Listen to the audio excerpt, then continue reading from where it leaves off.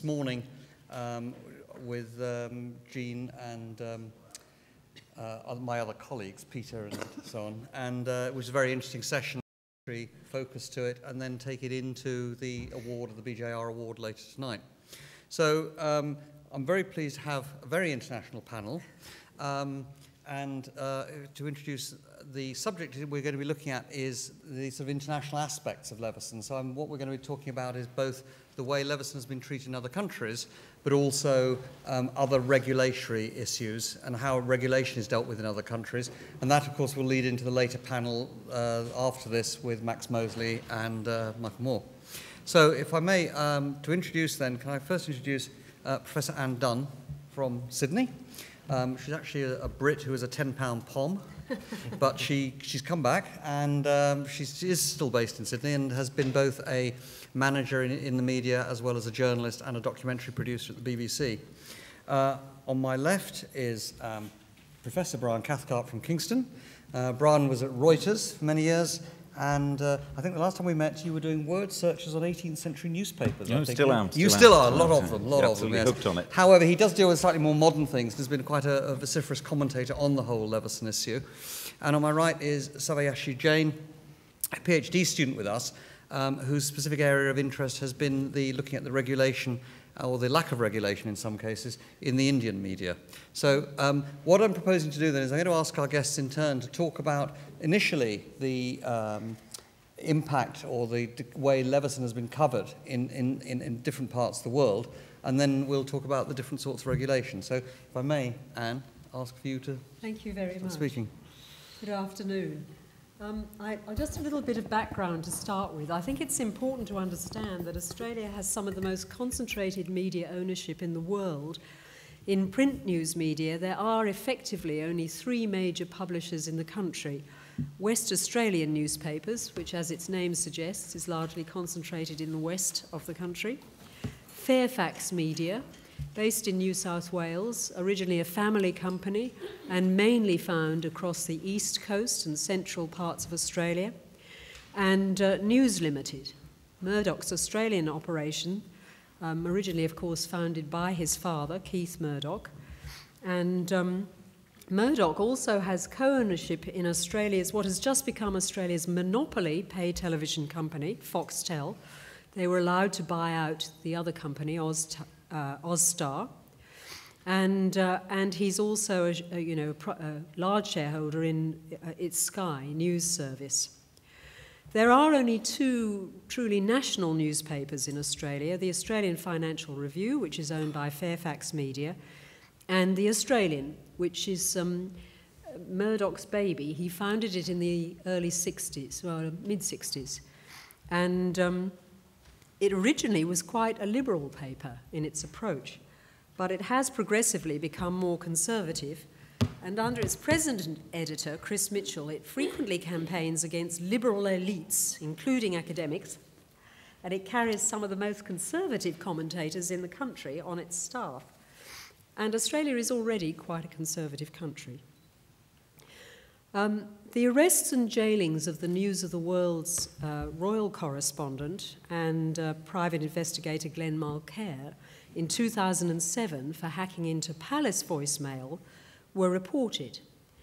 But at that stage, so was the finding of the solicitors who reported to News International that there was no evidence that Andy Coulson, then editor Neil Wallace, deputy editor, or Ian Edmondson, news editor, were aware of, much less involved in such activity. In July 2009, the Sydney Morning Herald and The Age, these are the Sydney and Melbourne Fairfax-based papers respectively, reported the allegations by Nick Davies of The Guardian of phone hacking and of phone hacking payouts, and made reference back to the 2007 arrests. The controversy surrounding Andy Coulson's appointment as David Cameron's media advisor, and then in 2010 as head of the coalition government's media operations, was scarcely commented on or even reported at all, presumably because it was seen as being of less interest to Australian readers. Remember that the original story concerned hacking into royal voicemail, and we are still a monarchy in Australia. So news coverage in the Australian media didn't really take off until 2011. It has continued with close coverage of the Leveson inquiry and related events, but mainly through the Fairfax press, partly because of the inquiry into media and media regulation that was set up in late 2011 by the Australian federal government in the wake of the UK events, and which was seen by all the media, not just Murdoch's press, as politically motivated by a fairly fragile minority government that came into power only through enlisting the aid of 3 independents and a member of the Greens party. So we've got a very finely balanced parliament. Now, just to give you an example of how differently the News Limited national paper, The Australian, has reported the story from the Fairfax media's Sydney Morning Herald. So in the Sydney Morning Herald weekend edition of April the 28th to 29th, 2012, Karen Kissane's report, headlined "Mogul's Piece of Humble Pie" in their news review, was a relatively straight report of Rupert Murdoch's, I think by then, second appearance at the Leveson inquiry, which begins, "It is not often Rupert Murdoch is backed into a corner, but it happened this week at the Leveson inquiry into press standards." Now, on the Monday after that weekend, The Australian has a media section, and in that, Peter Wilson, European correspondent, so not a commentator, not an opinion piece, wrote something that enumerated 10 things we learnt from Rupert Murdoch's first appearance before Lord Leveson with his son James Murdoch. And it begins, "Rupert Murdoch accepts responsibility as the number one thing we learned." And this includes Murdoch's denial that he received favours from politicians or used his newspapers to promote his other interests. A report from Daily Mail editor Paul Dacre that Murdoch had, quote, "ruthlessly used his newspapers to promote Sky TV," does finish the paragraph, but that's the only, if you like, balance in that paragraph. So the other sorts of things we learned are that Murdoch is sharp as a tack, that was number 3. Murdoch's critics always suspect the worst, number 4. Memories are unreliable, number 5. And then a human touch, even Murdoch gets flustered by a press pack, number 8. So containing just enough background and factual information to purport to be a report, this is a thinly disguised editorial support for Murdoch. And I think that this sort of typified the way in which the 2 main news companies, press companies, particularly on the east coast of Australia, and remember Australia is so large that we don't get much news from Western Australia, from the west, unless it's covered by the Australian Broadcasting Corporation, the national public broadcaster. And just looking at the press alone, the print media, this is fairly typical of the way it was reported. So the Fairfax media have been assiduous in their reporting of the Leveson inquiry. It's very hard to say how much public interest there is in this, because while academics like myself and anyone else with an interest in the media are, of course, fascinated in Australia, partly because of Murdoch's concentration of press ownership, I think for the general public it may be a matter of rather remote interest. And the only thing that certainly would interest the public was the inquiry that was then set up, which became known as the Finkelstein inquiry, under Ray Finkelstein QC, that looked very quickly, it only had a 5-month period to report, at media regulation.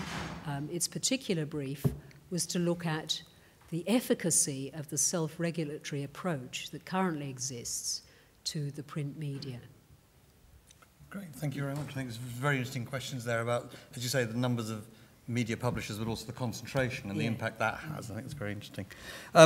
We'll stay, as it were, in that part of the world, if we can hear how these things have been commented on in India. Savyasaachi. Thank you. Well, a brief background to India and the Indian media. India, as you know, has 1.2 billion people, with a growing middle class whose estimates vary from 50 million to 300 million, depending on how you count them. It's a country where we currently have a growth rate of about somewhat near 7%, and we hold our heads and say, oh, we are in recession. So that's the kind of environment that we are used to in the last few years. It also has a very vibrant news environment, a very vibrant media environment that extends far beyond Bollywood to newspapers and to television. It is incredibly diverse. Ownership is also quite diverse and very crowded. At last count, there was something like 3,000 dailies, weeklies, and bi-weeklies being published in India. In the city of Delhi alone, I can count at least 10 good standard, high-quality broadsheet newspapers in the English language. Forget about all the other Indian languages. In Delhi, there are 5 financial dailies being published every day. In terms of television news, we have something like 122 television news channels. I say something like 122 because they grow every day. The numbers grow every day. There's a huge rush and a crush to get into the television news space. The growth of the media, and including the news media, is in double digits. They're growing at a very fast rate. And the media are also very powerful in India. In my estimation, the media are not powerful enough to make governments, but they're definitely powerful enough to trash reputations and pull people down.